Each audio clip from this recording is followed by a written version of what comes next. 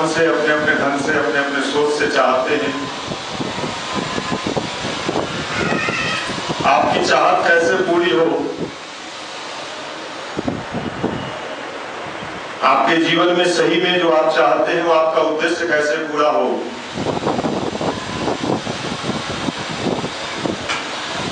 और आज की सबसे बड़ी समस्या यह है कि हम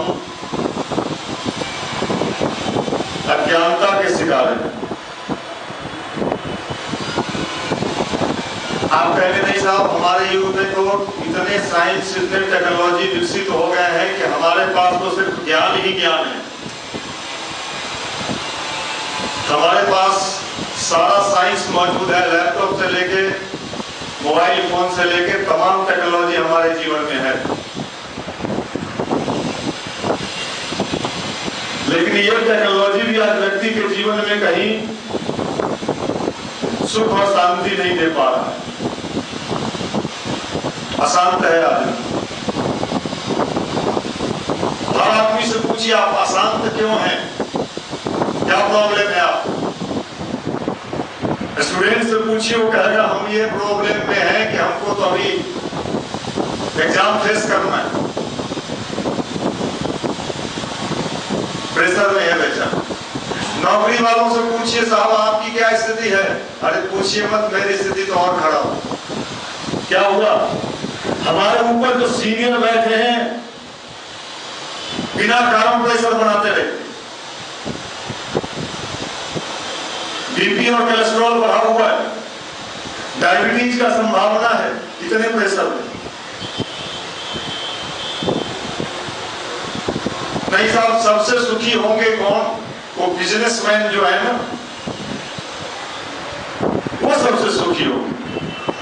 अच्छा चलिए रतन टाटा जी से पूछते हैं, साहब आप तो टाटा कंपनी के मालिक हैं, आप बड़े सुखी होंगे। अरे क्या सुखी होंगे, अभी देखा नहीं आपने, नीरा राधिया ने पोल खोल दिया हमारा। अभी हमको बुलाया गया है, इतने टेंशन में जी रहे हैं कि रातों की नींद हराम है। कौन कह रहा है इस बात को, टाटा कंपनी का मालिक कह रहा है इस बात। हमें कभी कभी ये समझ में नहीं आता है कि हम कहाँ सुखी हों।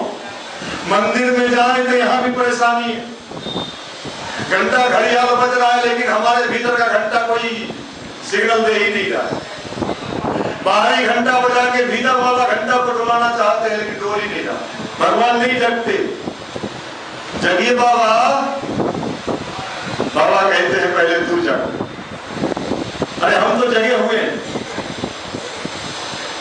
आखिर इस अज्ञानता को कैसे दूर किया जाए जो वास्तव में व्यक्ति अपने जीवन में सुखी रह सके। नहीं साहब, हम तो ये कहते हैं कि शिक्षा का इतना विस्तार किया जाए, बिना शिक्षित हुए समाज का कभी सुख और शांति आ ही नहीं सकता है। एकदम शिक्षा को टॉप लेवल में ले चले हम लोग बिहार को। अच्छा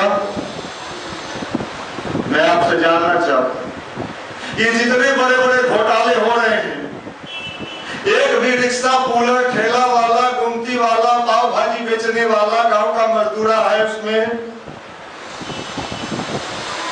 कोई कहां से एमबीए किया है, कोई कहां से क्या किया है। अभी जितने ये स्पेक्ट्रम घोटाला में पकड़ाए हैं वो सब के सब सुपर शिक्षित लोग कह लीजिए। फिर तो हमें इस शिक्षा में भी डाउट नजर आता है। ये आप कहते हो, ये पॉलिटिशियन कहते हैं, ये राजनीतिज्ञ कहते हैं, हमारे यहाँ के मुख्यमंत्री और प्रधानमंत्री कहते हैं कि समाज को शिक्षित बनाया जाए। जितना ही समाज शिक्षित बने उतना ही बड़ा चोर खराब हो जाए। एक भी अशिक्षित आदमी उतना बड़ा चोर नहीं हो सकता है जितना बड़ा ये शिक्षा हासिल करके लोग चोरी का। आईएएस है, एक एक आईएएस के यहाँ कितने किलो सोना पकड़ाता है। फिर क्या होगा, कैसे ठीक होगा, कौन ठीक करेगा? क्या ऐसे ही चलता रहेगा? नहीं, सब चीज ऐसे ही नहीं चलते रहेगा। आपकी साइंस की एक सीमा है, अभी पानी का लेवल नीचे जा चुका है किसी विज्ञान के बाप की हिम्मत?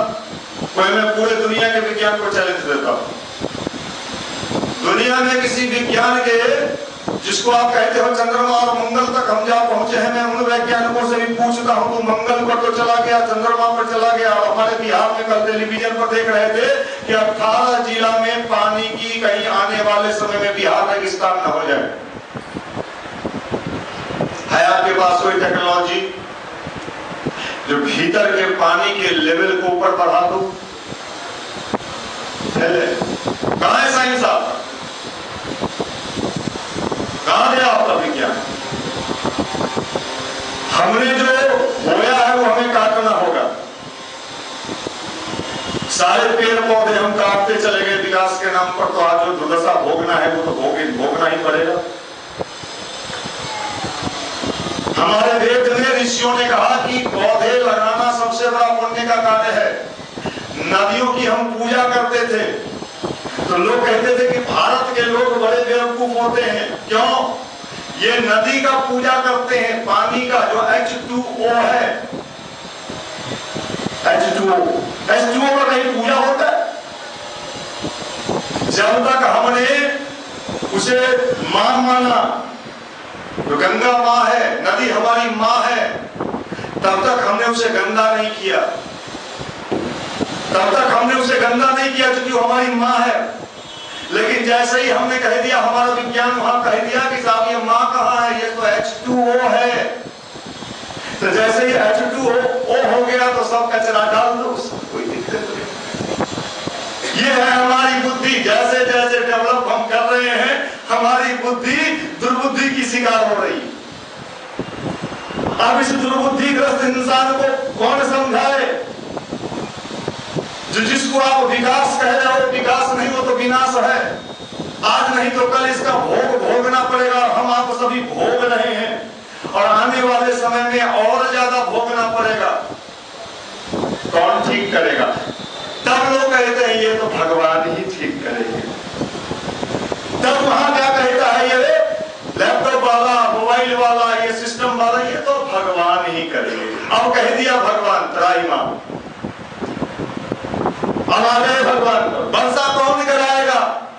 वो तो अब भगवान ही जाने। क्यों? तेरा मौसम विज्ञान कहाँ गया? बड़ा मशीन लगा रखा है, तेरा विज्ञान कहाँ है?